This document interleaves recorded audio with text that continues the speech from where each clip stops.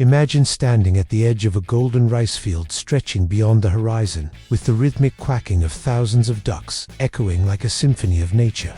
As the morning mist begins to lift, waves of white, brown, and black-feathered ducks waddle into the fields, pecking, swimming, and foraging with astonishing efficiency. This isn't a scene from a pastoral painting. This is real life on a free-range duck farm in Southeast Asia, where age-old traditions meet modern innovation to raise millions of ducks for both eggs and meat. In these lush paddies, ducks aren't just livestock.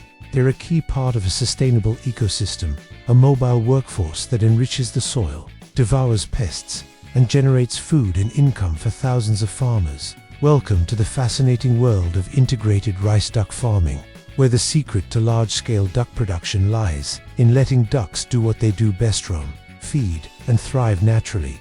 In many Asian countries, especially in Vietnam, Thailand, Indonesia, and China, this ingenious model has been passed down through generations. However, what once was a low-tech small-scale approach has now transformed into a meticulously managed system capable of producing millions of high-quality duck eggs and succulent meat annually. The genius lies in simplicity rather than confining ducks in crowded barns or battery cages. Farmers allow them to roam freely in harvested or partially flooded rice fields.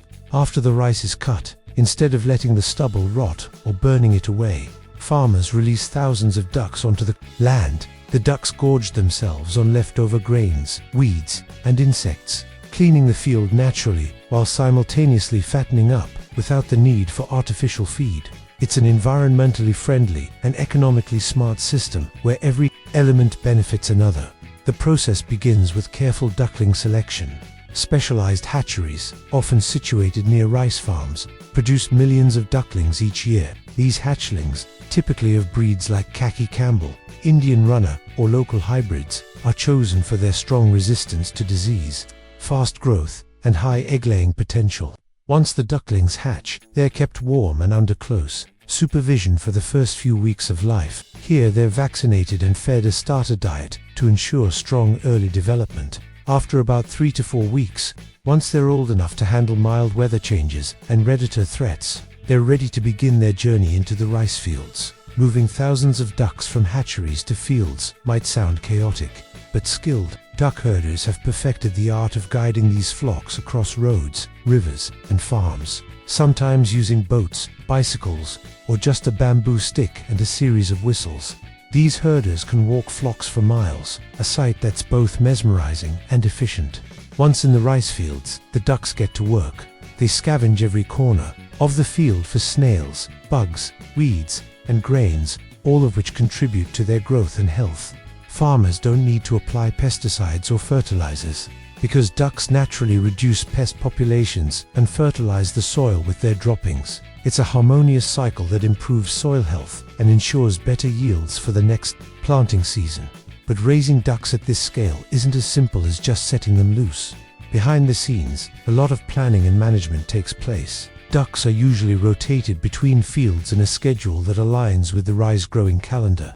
Once a field has been harvested and water levels adjusted, it becomes the new pasture for a fresh batch of ducks. Mobile pens or floating night shelters are set up at the edges of the fields to protect the ducks from predators like foxes, snakes, or wild dogs during the night.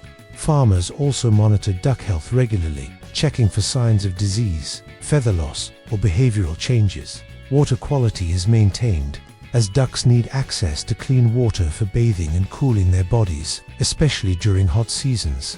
For egg-laying ducks, the cycle continues into a more structured phase.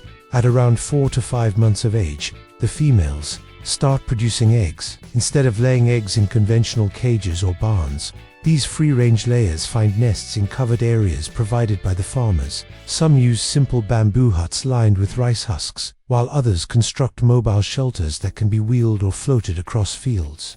The eggs are collected daily by hand and sorted by quality, size, and cleanliness before being sent to markets or processing units.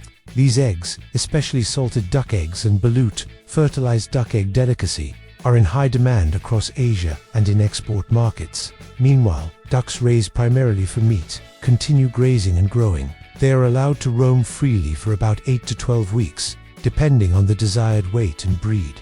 During this time, they develop leaner bodies and richer flavor compared to intensively raised ducks. Once they reach market size, they are rounded up and transported to local slaughterhouses where strict hygiene and halal or region-specific standards are followed. The meat is processed, packaged, and distributed to restaurants, supermarkets, and export chains. Some farms even run their own processing units, allowing full vertical integration and higher profits. Interestingly, this model doesn't just support large-scale duck production, it also sustains entire rural communities. Families work together on these farms, and the system generates a wide array of byproducts. Duck feathers are collected for pillows and handicrafts.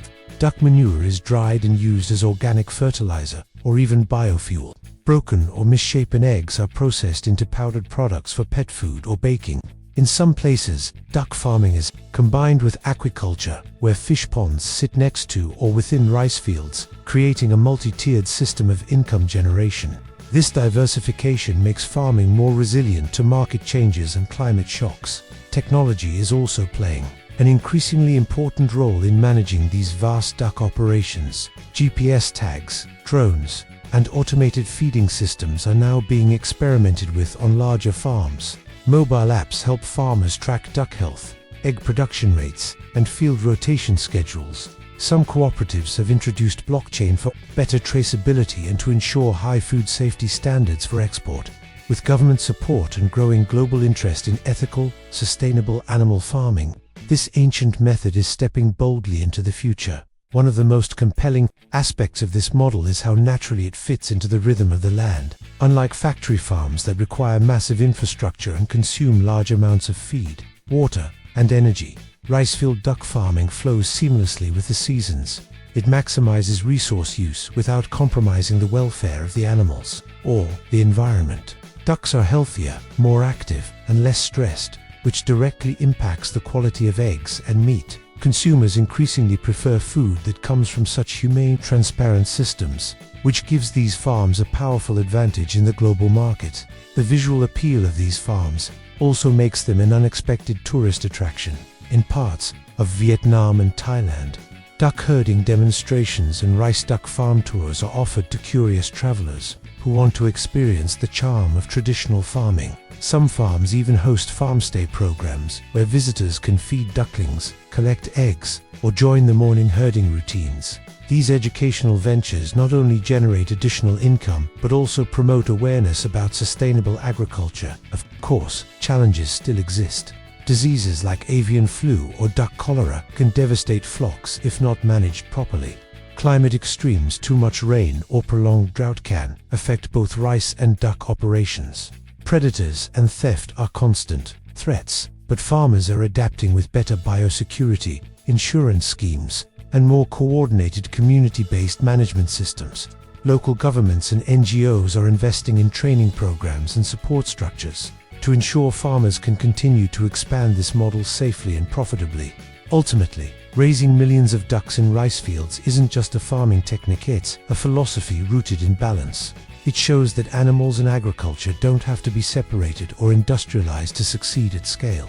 By respecting natural behaviors and ecological cycles, farmers have created a low-cost, high-efficiency system that benefits everyone involved, from the ducks to the soil, to the farmers, to the consumers. It's a story of harmony between man, animal, and land. So the next time you crack open a salted duck egg or enjoy a plate of crispy roast duck, remember this: it may have come from a sun-drenched rice field where ducks waddled freely, ate well, lived cleanly, and helped nurture the land that raised them.